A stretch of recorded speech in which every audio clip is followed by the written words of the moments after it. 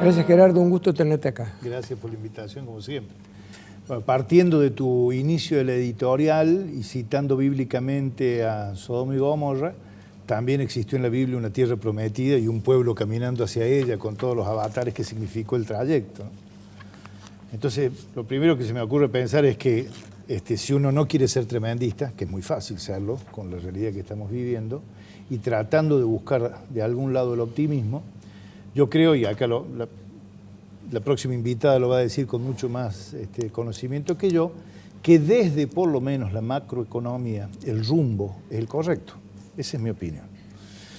Ahora, lo que es claro que en este camino hacia ese rumbo hay infinidad de condicionantes que no están bien y que lo estamos sufriendo las empresas en forma importante, variando la situación inicial de donde arrancamos.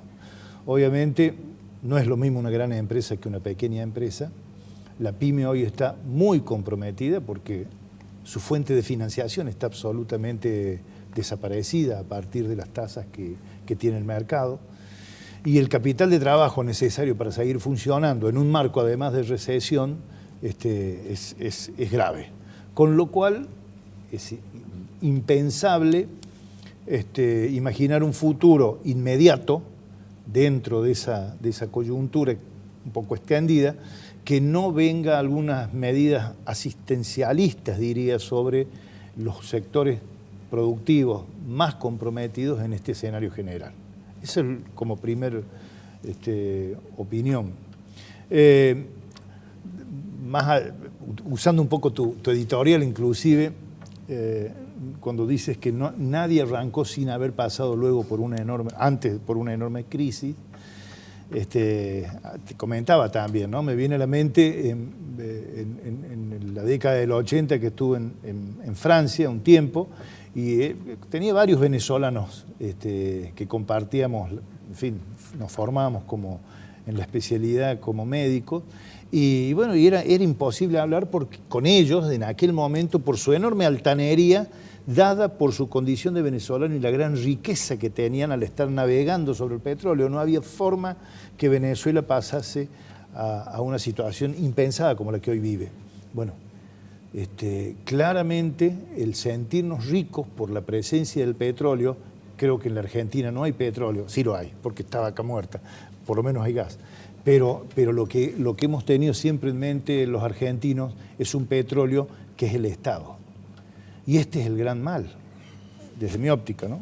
Pensar que el Estado es aquel que nos va a sacar hacia adelante un país, a pasarnos a ser un país del primer mundo. Acá ha sido una reiterada, creo que un reiterado error a lo largo de los últimos 60 años. Y además con la contrapartida que todo lo privado era mala palabra. Este es el gran cambio, el gran cambio cultural que creo que hay que hacer, ¿no? Es decir, la economía hay que poner en marcha a partir de las iniciativas privadas, facilitando, pero también teniendo en cuenta que ese es el motor de la economía y es el motor de la evolución social, no cabe duda.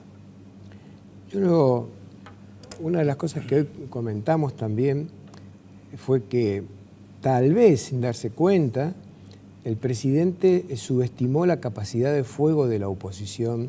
Y yo puse un ejemplo de don Ricardo Balbín, ¿no? Que me encantaba ir a escucharlo porque sus discursos eran un poema realmente. Y él decía que, bueno, el que gana gobierna y el que pierde acompaña. Y acá tenemos que uno ganó y el otro, en lugar de acompañar, está viendo cómo puede prenderle fuego al país. Yo escucho declaraciones de Diana Conti, Carlos Kunkel, Rossi, Kicillof, este señor Guillermo Moreno, Aníbal Fernández. Son declaraciones destructivas desde su propio nacimiento. Entonces, yo pienso, si me pongo en mal pensado, que no me cuesta mucho ponerme en mal pensado, digo, estos tipos están afilando los cuchillos para diciembre. Yo pido disculpas porque meterme en el terreno de hablar de la política es ya el colmo de la arrogancia en el caso mío. Pero hay dos oposiciones.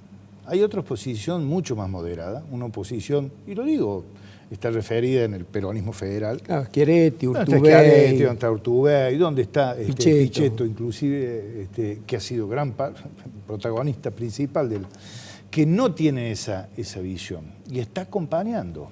Y lo vamos a tener, creo que ya sobre una manifestación clara y objetiva con la aprobación del presupuesto 2019.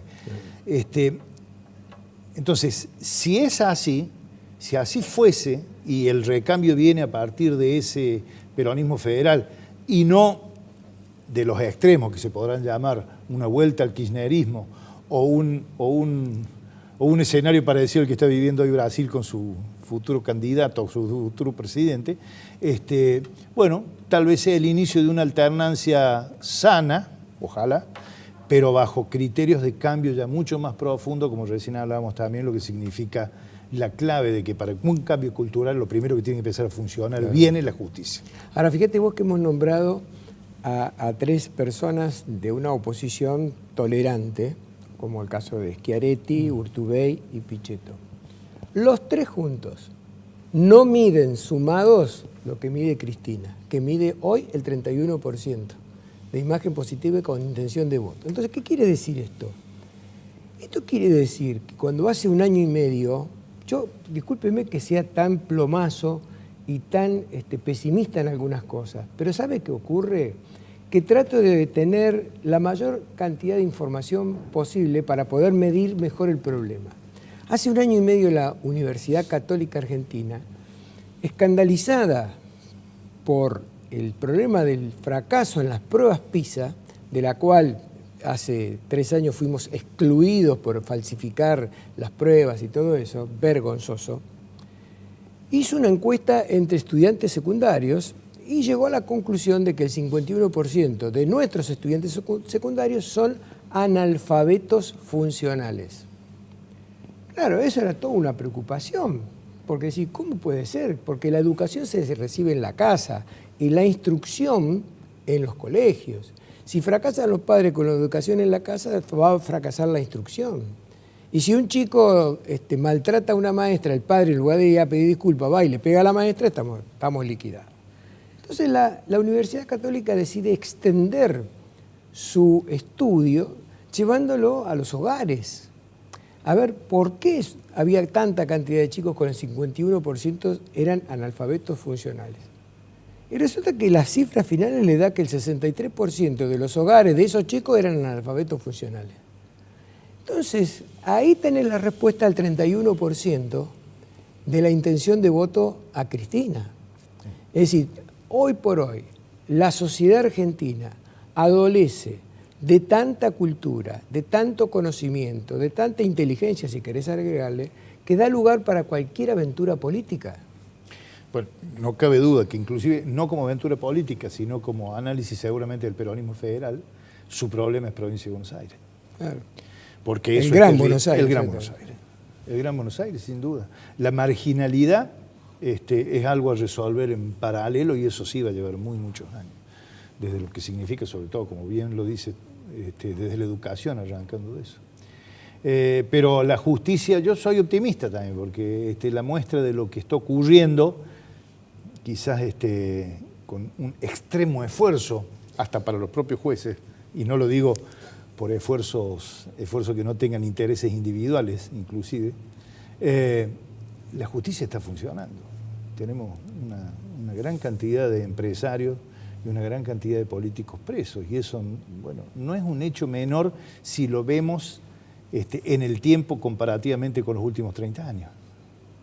Hace poco estuvo Alejandro Fargosi, acá en Córdoba, ex presidente del Consejo de la Magistratura. Tuve la suerte de poder entrevistarlo porque me parece que es un magistrado serio, honesto. Y entonces, como soy yo a veces un poco suicida, le tiré una pregunta muy violenta, diría yo, porque le dije, doctor, ¿es cierto que Comodoro Pi es un antro de corrupción? Totalmente, me dijo. Esa fue la palabra, totalmente. Entonces, cuando yo digo que el problema de descomposición que tiene la Argentina es mucho más que la tasa de interés, las LEVAC o las LELIC, es porque hay problemas mucho más profundos. Y entre esos problemas está el tema de la justicia, que es cierto, como vos decís, de que, bueno, tenemos algunos empresarios presos, tenemos algunos exfuncionarios presos, por suerte, pero la justicia también tiene que reestructurarse toda. Es muy difícil. Entonces, cuando la justicia se tiene que reestructurar, la economía se tiene que reestructurar, los bancos, estuvimos conversando antes fuera de cámara el tema de los bancos. Un día le pregunté a un presidente del Banco Central por qué en Argentina se fundían las empresas y los bancos estaban siempre arriba. Los balances de los bancos espectaculares. Y me dijo, porque tenemos una economía cerrada para los bancos. Acá hay bancos y no se permite abrir la puerta para que ingresen más bancos. Si pudiéramos hacer eso, la ley de bancos se modificara, que no se ha modificado en los últimos años, acá entrarían el doble de la cantidad de bancos que hay. Se termina todo este super spread que están ganando los bancos. ¿Te das cuenta que todo lo que hay para corregir? Sí, pero yo insisto en el tema de la justicia, porque el tema bancario también tiene que ver con el tema de la justicia. Y mucho de la corrupción del pasado, en la corrupción del pasado, algún eslabón también fue bancario. Sí, claro. No se salvó nadie. En todos los ámbitos la justicia es el primer paso para lo que después podemos decir del cambio cultural. Bueno, hablando en positivo, así, ¿cuáles son para vos los principales aciertos de este gobierno? Yo lo primero que digo es, tomemos conciencia que cuando asumen en el 2015 no tenía todo el apoyo, como vos un poco también te he escuchado. El 50% de la población no lo apoyaba. Tenía todo el Congreso en contra. Tenía una situación económica del país claramente mala, pero creo que el diagnóstico que tuvieron fue un diagnóstico errado y actuaron en consecuencia. La gradualidad, muchos se plantean, dicen, bueno, pero ¿gradualidad de qué? ¿Qué hizo durante todo el periodo de gradualidad este gobierno? Bueno, hay diferentes aspectos a analizar, desde lo económico, desde lo social, pero desde lo social hay un enorme trabajo hecho de la mano de todas las estructuras, inclusive hasta en los lugares más bravos, como el que hablamos recién de lo que es el conurbano bonaerense. Se está haciendo un trabajo enorme. Yo creo que todo aquello que se le diga como que es negativo de este gobierno son muchas de las cosas positivas, porque ya sabemos lo que dio el kirchnerismo de lo social, una prebenda que profundizó la crisis. El asistencialismo inicial para la indigencia extrema fue muy importante en el kirchnerismo. Yo creo que ese fue el gran acierto del kirchnerismo, ir a la indigencia extrema. Y ahí apoyo, y eso fue bueno, pero acá se ha redoblado la apuesta. Yo creo que el gobierno desde lo social ha hecho mucho y estamos, insisto, con un rumbo desde lo macroeconómico adecuado. Ahora, el camino, y ojalá ese rumbo termine en el objetivo final, porque el camino está siendo muy complicado. Está bien. Ahí me enseña que se nos termina el bloque. Muy y te bien, quería hacer una última pregunta que ya hace a tu profesión más importante. Salud. ¿Está mejorando algo? ¿Está muy igual? No, está igual y complicada. La salud, es muy difícil ser empresario de la salud, ¿no? Sí, totalmente. Sí, porque partimos simplemente, en época inflacionaria, el hecho de los plazos de pago tan alargados como tiene el sector de la salud y con una inflación que día a día corre y día a día cambia los precios con los cuales uno tiene que trabajar. A eso se le suma un pico del dólar como se dio, con un 30% de impacto sobre lo que es la economía, en particular de las instituciones de salud, situaciones muy graves. Y además, sobre un punto cero, como decimos antes, donde ya había un deterioro significativo, a tal punto que en la provincia de Córdoba, con un análisis también de la bolsa, el 50% de las instituciones, más del 50% de las instituciones de salud de la provincia se cerraron. Claro.